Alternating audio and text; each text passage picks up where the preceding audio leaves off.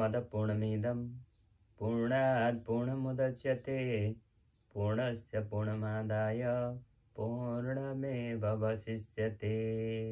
शान्ति शान्ति शान्ति। नमस्ते, म स्वर्ण कमल। यो बडा शक्तिशाली वेदको मन्त्र। ऊ पूर्ण छ, म पूर्ण छु, पूर्णबाट पूर्ण बन्दछ, पूर्णबाट पूर्ण घटायो भने पूर्णै बाँकी रहन्छ भन्ने मन्त्र हो।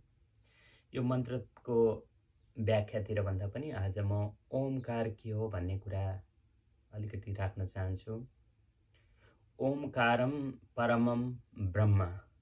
ओमकार भनेकै परम ब्रह्म हो, सम्पूर्ण ब्रह्माण्ड हो। जस्तो हाम्रो वेद, पुराण, उपनिषद जस्ता वैदिक ग्रन्थहरू, शास्त्रहरूमा ओमकारको बारेमा धेरै कुराहरू व्याख्या गरिएको छ। मण्डुकी उपनिषदमा भनिएको छ, ओमकार तो एकाकार अक्षर हो जसमा सम्पूर्ण ब्रह्माण्ड अटेको छ। भूत, भविष्य, वर्तमान सम्पूर्ण कुराहरू भनेकै ओमकार हो भनेर भनिएको छ। त्यस्तै भगवत गीतामा पनि धेरै ठाउँमा भगवान कृष्णले ओमकारको बारेमा जानकारी गराउनु भएको छ। जस्तो ओमकार नै म हुँ, अक्षरहरूमा म ओमकारको रूपमा व्याप्त छु भन्नुभएको छ। जस्तो 8औं अध्यायको 13औं श्लोक हेर्नुभयो भनेदेखि जसले ओमकार जप्दछ, यदि मृत्यु वरणको बेला पनि यदि ओमकार जप्दै मरेको छ भने त्यो पूर्ण रूपमा ममा समेटिन्छ, मोक्ष प्राप्त गर्दछ भनेर भन्नुभएको छ। जहाँ जे जसो भनिएको भए पनि ओमकार 3टा अक्षरबाट एकाकार भएको मानिन्छ। जस्तो अ, उ, म हामीले जाप गर्दा पनि यो 3टा अक्षरहरू मिलाएर ओम एकैचोटि भनेका हुन्छौँ।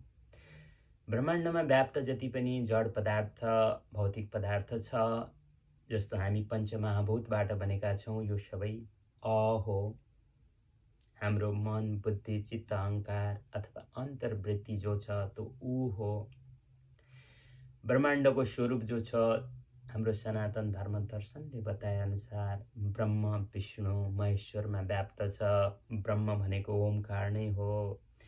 जति पनि शक्ति छ ब्रह्माण्डमा व्याप्त, त्यो शिव शक्तिको रूपमा व्याप्त छ। त्यसले गर्दा शिव शक्ति, भगवान शिव भनेको पनि ओमकार हुनुहुन्छ।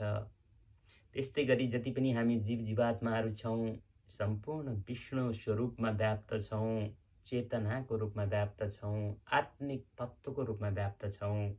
हामी पनि सबै विष्णु स्वरूप अथवा विष्णु भगवान भनेको नि ओमकारको स्वरूप हुनुहुन्छ।